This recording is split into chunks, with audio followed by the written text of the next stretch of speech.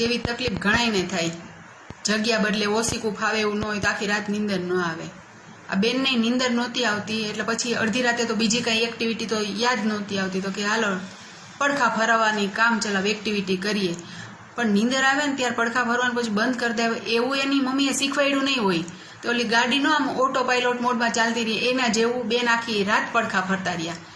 આપણને આ ટાઢાપોરનું ગપું લાગે એટલે કે ના તમારા સોગન બસ આખી રાત પડખા ફર્યા. મને એવું લાગે છે કે પડખા ફરવા છે ને એને કંઈ હોબી નહીં હોય પણ નીંદર જ નહીં આવતી હોય 100%. ગરમી એ કેવી પડે છે બાપા, અને એમાં ખરા ટાઈમે આવું પંખો કે એસી બગડ્યું હોય તો પહેલાં રિપેર કરવાવાળાને બોલાય. એમ આખી રાત પડખા ન ફરાય, સારા સ્વાસ્થ્યની જરાય નિશાની નથી.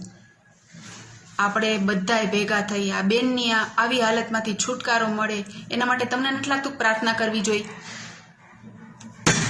એની ડાઉટ તમે રિટાયર ક્યારે થાવ છો?